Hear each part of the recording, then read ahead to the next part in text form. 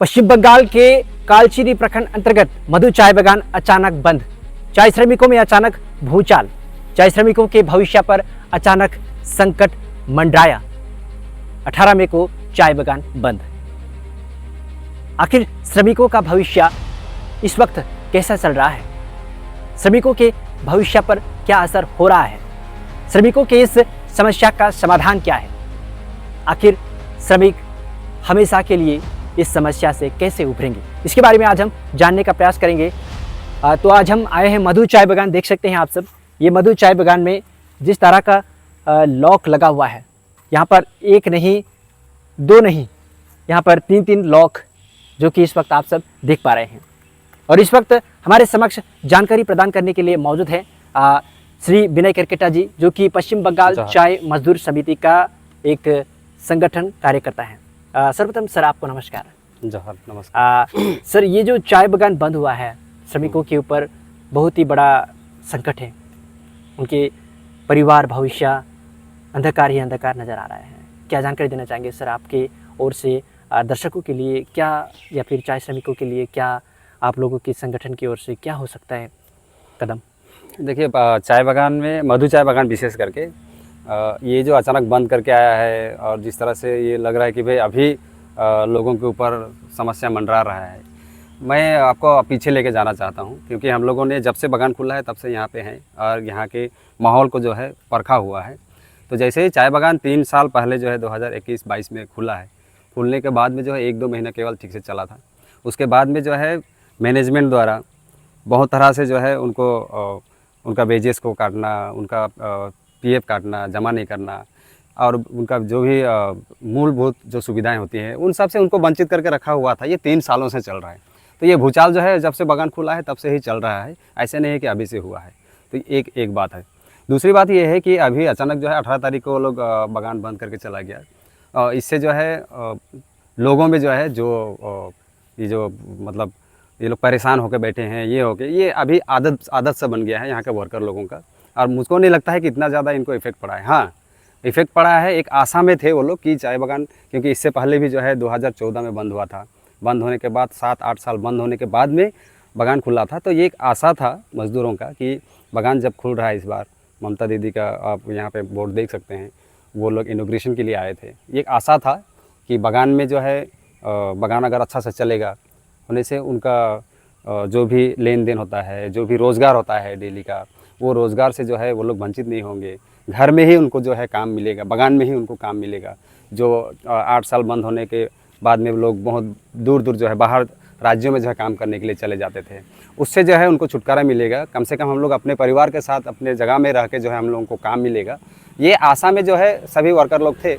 लेकिन ये आशा 2-3 सालों के बाद, 2-3 साल क्या, पहले साल से ही जो है उनका आशा जो है ख़त्म होने लगा। क्योंकि जिस तरह से बागान को खोला गया था वहाँ एक एग्रीमेंट किया गया था और एग्रीमेंट में बहुत सारे ऐसी चीज़ें लिखी गई थी जो मज़दूरों के विरोध में थी। जैसे आपको बता दूं कि यहाँ पे वो भी लिखा गया था कि चाय बागान में जितने वर्कर अभी हैं जो रिटायर हो गए हैं उनका कोई बदली में लिया नहीं जाएगा। जो लोग अभी हैं, उस समय जो है शुरू में जो है 900 950 लेबर रहते थे। लेकिन 8 साल बंद होने के बाद बीच में बहुत सारे लोगों का जो है 58 साल हो गया। जो लोग फौले पाते थे तो फौले बंद हो गया, तो मालूम चला कि वो लोग रिटायर हो गए, उनको रिटायर बोल दिया गया। उसके बाद में रिटायर होने के बाद में वो लोग ऐसे ही घर में पड़े हुए थे। उनके जो बदले में काम करने वाले उनको भी काम नहीं मिल रहा था। तो ये एक आशा था कि बागान खुलने से जो है उनको भी रोज़गार मिलेगा, घर में रह के माँ बाप का जो है जो रिटायर हो गए हैं उनको भी कुछ सेवा करने का मौका मिलेगा, बाहर जाना नहीं पड़ेगा लोगों को। तो ये आशा में जो है बागान खुला था। खुलने के बाद में जो है 1-2 महीना होने के बाद जो एग्रीमेंट वो लोग किया था, जिसमें नहीं लेने वाला वर्कर जो है और नहीं लेंगे उस तरह का बात हुआ था। जिनका 58 साल हो गया, वो 2-3 महीना के बाद बहुत सारे लोगों को फिर से रिटायरमेंट कर दिया गया। उसके बदले में भी काम नहीं लिया गया, ठीक है।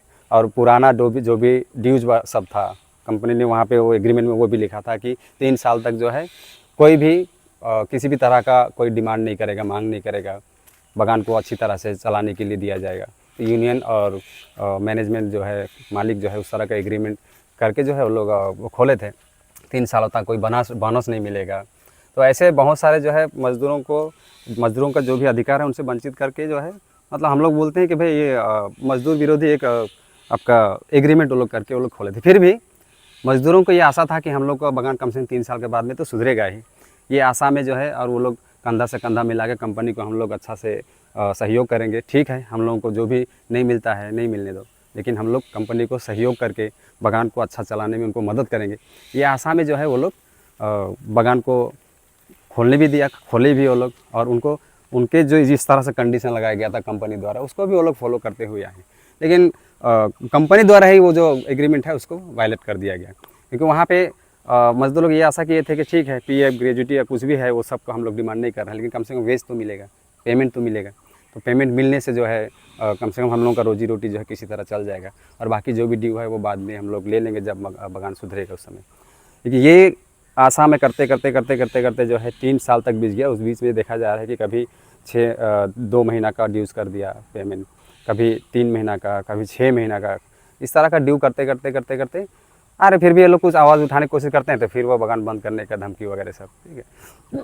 तो इस तरह से जो है चलता रहा। तो अभी से नहीं, बहुत पहले से ही जो है वर्कर लोग परेशान तो थे ही। अभी लास्ट में बाध्य होके ये 3 साल एग्रीमेंट ख़त्म होने के बाद में फिर से नया एक एग्रीमेंट हुआ, और उस एग्रीमेंट में ये लोग फिर से वो कंडीशन कुछ ना कुछ लगाया। जब भी एग्रीमेंट होता है कुछ ना कुछ कंडीशन लगाया जाता है, ठीक है। उन्होंने कहा था कि इससे पहले जब 6 महीना का पेमेंट ड्यू था, 3 महीना का पेमेंट ड्यू था, ठीक है, उन लोगों को जो है पेमेंट देगा बोल के वो एग्रीमेंट किया गया था। पीएफ बहुत सारे लोग जो है क्लेम नहीं कर पाते थे, क्योंकि यहाँ पे साइनिंग अथॉरिटी नहीं दिया था कंपनी, कोई क्लेम नहीं कर पा रहा है, कोई यूएन क्रिएट नहीं कर पा रहा है। पीएफ काट रहा है 2000 आपका 22 से काट रहा है, 22 से काट रहा था, कभी जमा भी नहीं किया है। तो पीएफ का भी वैसे ही हाल था। ग्रेजुटी तो कोई बात ही होता नहीं था। तो इसलिए फिर भी वो लोग प्रॉब्लम में तो थे ही, समस्या में हैं ही। और बहुत सारे जो वर्कर लोग रिटायर होकर बैठे हैं, बीमार हो जा रहे हैं, तो उनको इलाज कराने के लिए पैसा नहीं है उनके पास। बहुत ऐसे लोग भी हैं जिनको हम लोगों ने चाह मजदूर समिति की तरफ से विशेष करके हम लोग सर्वे किए थे। कम से कम 25 से 30 वर्कर जो है, रिटायर वर्कर जो है, वो लोग बिना इलाज के ही मर गए, ठीक है। तो ऐसे ऐसे बहुत सारे घटना है। एक आदमी जहाँ पे जो है भूखमरी से भी मरा है, धनी उरा बोल के। तो ऐसे ऐसे घटनाएं तो चलती रहा है। लोग परेशान भी होते जा रहे हैं, कब तक हम लोग इतना सहेंगे। और उनको बहुत सारे लोगों द्वारा जो है वो आश्वासन भी दिया गया है कि अभी ठीक हो जाएगा, कल ठीक हो जाएगा। बहुत मुश्किल से 140 वर्कर लोगों को जो है रिप्लेसमेंट में लिया गया था। 140 लोगों को लेने के बाद में उनको भी जो है वो फुल फ्लेज वर्कर का मान्यता नहीं मिला। 3 साल तक वो लोग काम किए, लेकिन अभी तक जो है उनका पीएफ नंबर भी इशू नहीं किया, जिससे परमानेंट वर्करों का जो सुविधा मिलता है उससे वो लोग वंचित हुए। फिर भी ये लोग सहन करते हुए ये लोग काम कर रहे हैं। ऊपर से क्या है, जो भी महिला औरत लोग थी जो वाउचर में, उनको वाउचर नाम दिया गया VM2 बोल के, उनको जो है इतना प्रताड़ित किया गया, क्योंकि वो लोग मूवमेंट करके वो काम को लिए थे। जो एग्रीमेंट में लिखा गया था कि किसी को वर्कर को रिप्लेस नहीं करेंगे, लेकिन ये लोग कुछ मूवमेंट किए थे जिसके चलते मजबूरन उनको लेना पड़ा। अब क्योंकि वो लोग आंदोलन किए थे, वो मेरे ख्याल से मुझको लगता है कि वो लोग जब आंदोलन किया इसीलिए वो लोग को काम में तो लिया, सिंपैथी लेने के लिए काम में ले लिया, लेकिन उनको जो है निमती झोड़ा काम करने के लिए भेजा जाता था। महिला वर्करों को वो भी ऐसे व्हीकल दे के भेजते थे जो डवाडोल, मतलब जो ट्रैक्टर जो दिया जाता था, वो ट्रैक्टर जो है ख़राब हुआ, ट्रैक्टर कभी बीच में रास्ता में खड़ा हुआ, कभी उलटने का चांस, बहुत बार जो है मरते मरते बचे हैं वो लोग। उसको लेके फिर वो लोग बहुत बार शिकायत करते थे कंपनी से, लेकिन नहीं सुनते थे। तो ये सब बहुत सारी चीज़ों में पहले से ही परेशान लोग थे ही। अभी लास्ट जो है चाह मजदूर समिति की तरफ से एक मूवमेंट किया गया था। आपका जो भी कानून तोड़ रहा है, मालिक जो हरकत कर रहा है, जो नाइंसाफ़ी कर रहा है, उसके अगेंस्ट में FIR लॉन्च करने के लिया था। ये 18 तारीख को होने वाला था, लेकिन उससे पहले जो है बगान के जो भी ऑपरेशनल ट्रेड यूनियन लोग हैं वो लोग 10 दिनों का कंपनी को एक अल्टीमेटम भी दिए थे कि 10 दिन के भीतर अगर आप लोग कुछ नहीं करते हैं, होने से हम लोग ये 10 दिन तक पूरा स्लो डाउन का हम लोग आंदोलन करेंगे। तो वो लोग का भी चल रहा था, वो लोग को 3 दिन हुआ था। उसके बाद में 18 तारीख को चाह मजदूर समिति द्वारा जो है कंपनी के विरोध में हम लोग थाना में FIR करने वाला जो अभियान था उसमें गए। अब उसी दिन देखने में आया कि रात को नोटिस जो है झुलाया, और उसके बाद 19 तारीख से जो है बगान उस तरह से बंद कर दिया है। तो आप जिस तरह से पूछ रहे हैं कि भाई वर्करों को इतना गाज गिरा है, ये बहुत पहले है, जब से खुला था तभी से गाज गिरा था, ये कोई नई बात भी नहीं है। और बहुत सारे वर्कर लोगों का तो ये भी कहना है, यार कुछ देता तो नहीं था, गया है, ठीक है, जाने दीजिए, ऐसे कंपनी को अभी चाहिए भी नहीं हमें। अगर वो आते हैं, अगर इस बार आएंगे घुसने के लिए, तो वर्कर लोगों का ये बोलना है कि भाई हम लोग उस मालिक को घुसने भी नहीं देंगे। अगर घुसता है तो पूरा ड्यू क्लियर करें, जितना भी उनका पीएफ काट के रखा हुआ है 3-3 सालों से, वो जमा करे, ठीक है। ये तो लेबर का पैसा है, उसको भी काट के रखा है। अपना जो शेयर होता है कंपनी का वो भी तो जमा करेगा वो। तो वर्कर लोगों का यही डिमांड है अभी कि भाई अभी बहुत सारे इस तरह का सुनने में आ रहे हैं, लोग संगठित हो रहे हैं, बोल रहे हैं कि भाई हाँ कंपनी अगर आएगा तो हमारे कंडीशन में आएगा। अभी उनके कंडीशन में हम लोग बागान को खोलने नहीं देंगे। अब जो भी जो है उनके कंडीशन में अगर मानने के लिए आएगा तो उसके विरोध में जाएंगे। लोग इकट्ठा हो रहे हैं, आंदोलन के लिए आ रहे हैं, ये चल रहा है। फिलहाल मजदूरों की जो भी परिवार हैं उनके ऊपर कैसा प्रभाव पड़ रहा है ये चाय बागान जो बंद हुआ है? मैं जिस तरह से बोला कि ये प्रभाव जो है बागान खुलने के साथ साथ भी उस तरह शुरू हुआ है। लेकिन यही आशा था कि कम से कम इस महीना में हम लोग को कुछ पैसा घुस जाएगा। ये आशा करते करते जो है वो लोग बागान को किसी तरह करके बागान में काम कर ही रहे थे।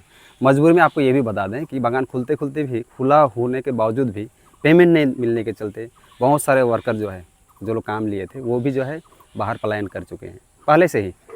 और अभी क्योंकि इससे पहले बागान में जो लोग काम करते करते छोड़ के जा रहे थे उनको भी धमकी मिलता था यूनियन के द्वारा, मैनेजमेंट के द्वारा कि आप लोग बाहर क्यों काम करने के लिए जाते हैं, आपको बाद में काम नहीं मिलेगा। आप पेमेंट नहीं देंगे तो मजबूर होके वर्कर तो बाहर जाएगा ही, क्योंकि उनको बच्चों को पढ़ाना है, अपना पेट पालना है, रोजी रोटी चलाना है। तो इन सब के में मतलब ऐसे लग जा रहा था कि कंपनी जो है इनको मतलब शासन करने के लिए इनको बंधुआ मजदूर के रूप में जो यहाँ पे रखा है। इस तरह का मेंटलिटी जो है, आप थोड़ा सोच के देखिए। जो मालिक पेमेंट नहीं दे रहा है, वो भी एक पेमेंट छोड़िए, 3-3, 4-4 महीना का पेमेंट, तो वो वर्कर खाएगा क्या? मजबूरी में उनको डरा धमका के जो यहाँ पे रखा जाता था। फिर भी वो लोग जो है हिम्मत करके बाहर निकल के काम करने के लिए अभी भी गए हैं। और अभी जब बंद हुआ है तो अभी ये लोग बोले ठीक है, कम से कम हम लोगों को धमकाने वाला तो कोई नहीं है। अभी कंपनी रहता होने से धमका था कि आप बाहर में काम क्यों जाते हैं। तो अच्छा हुआ अभी खुल के जो है वो लोग बाहर भी कमा सकते हैं, बाहर जा रहे हैं बहुत सारे लोग काम करने के लिए। पश्चिम बंगाल चाय मजदूर समिति की ओर से आप लोगों की ओर से कदम क्या रखे हैं आप लोगों ने? जैसे कि मजदूर यही आस में बैठे हैं कि उन लोगों का हमेशा के लिए परमानेंट सोल्यूशन हो, मगर ये कोई भी मालिक आता है, बहुत सारे मालिक आए मगर नहीं हो पाए। तो इससे ये टूट रहा है सब्र का बांध कि लोगों पर जो भी मालिक आएंगे, जो भी चलाने के लिए आएंगे चाय बागान को, उन पर भी भरोसा कम ही नज़र आ रहा है चाय श्रमिकों का। इस पर क्या कहना चाहेंगे? देखिए, बात रही अगर चाय मजदूर समिति की अगर बात करते हैं तो हम लोग जहाँ भी काम कर रहे हैं, कंपनियों का रवैया कभी जो है मज़दूरों के पक्ष में कभी नहीं देखें। वो अपना प्रॉफिट के लिए आते हैं और अपने प्रॉफिट के लिए वो कुछ भी कर सकते हैं। वो तो हम लोग जीता जागता यहाँ पे उदाहरण देखे हैं। मधुबागान केवल नहीं, आपका रायमटन, कालचिनी, इधर आपका तुरसा देखिए, इधर आपका दलसिंहपड़ा देखिए, बहुत सारे बागान उस तरह का हो रहा है। और जो हम लोगों को लगता है कि कंपनी जो है अपना फ़ायदा के लिए ही आते हैं। अगर परमानेंट सोल्यूशन चाहिए तो चाय मजदूर समिति, ये हम लोगों का काम करने का तरीका कुछ अलग है। हम लोग चाहते हैं मज़दूरों का अधिकार है, जो बागान में मज़दूर काम करते हैं, मतलब खून पसीना जिसका है चाय बागान उसका है। ये चाय मजदूर समिति का भी स्लोगन है, खून पसीना जिसका है चाय बागान उसका है। तो मालिक जो है, अगर बाहर का अगर मालिक लेके आएंगे तो वो विभिन्न तरह के नीति नियम खुद बनाएगा, वो बनाएगा, आपको नहीं पूछेगा। कि चाय मजदूर समिति ये समझता है कि अगर वर्कर अगर सही रहेगा, वर्कर लोग खुद डिसीजन क्यों नहीं लेंगे? उनका डिसीजन ऊपर वाले या दूसरे लोग क्यों लेंगे? उनके ऊपर क्या करना है नहीं करना है ये फैसला लेने वाले दूसरे लोग क्यों होते हैं? चाय मजदूर अगर इकट्ठा होते हैं, खुद से जो है परामर्श क्यों नहीं करेंगे? खुद से परामर्श करके वो लोग निष्कर्ष निकालें कि वो क्या करना चाहते हैं। इससे पहले भी जो है बहुत सारे वर्कर लोग जो है एक कट्ठा मिल के जो है बागान चला सकते हैं। अभी गवर्नमेंट भी बहुत सारा सहयोग करता है। गवर्नमेंट के यहाँ पे जो है वेस्ट बंगाल गवर्नमेंट में भी जो है कोऑपरेटिव डिपार्टमेंट है। कोऑपरेटिव डिपार्टमेंट के माध्यम से जो है अगर यहाँ पे लेबर कोऑपरेटिव अगर हो तो परमानेंट सॉल्यूशन के लिए इस तरह का सोचा जा सकता है, क्योंकि गवर्नमेंट उससे इन्वॉल्व होता है। गवर्नमेंट डायरेक्ट इन्वॉल्व होगा। और मालिक कौन रहेंगे? ये लेबर लोग जो है, जो भी कोऑपरेटिव बनाएंगे लेबर कोऑपरेटिव, वो लोग रह के अगर चलाते हैं, क्योंकि बागान का हर काम लेबर करता है, मैनेजर आके नहीं करता है। यहाँ का पत्ती तोड़ना, नाला खोदना, झोड़नी करना, जो भी काम होता है ये वर्कर लोग ही करते हैं, अपने खून पसीना एक करके करते हैं। तो एक बागान को चलाने के लिए हाँ एक चीज़ है कि भाई उनको उनमें मैनेजमेंट का जो है वो कैली नहीं है, लेकिन गवर्नमेंट हेल्प कर सकता है। अगर गवर्नमेंट चाहता है, गवर्नमेंट तो बनता ही है लोगों का हेल्प करने के लिए, भलाई करने के लिए, वेलफेयर के लिए जो है स्टेट, हम लोग का स्टेट वेलफेयर स्टेट है। गवर्नमेंट अगर चाहता है, उसका सदिच्छा अगर है, अच्छा इच्छा है होने से वो ज़रूर उस तरह का मदद करके जो है इनको खुद मालिक बना सकता है।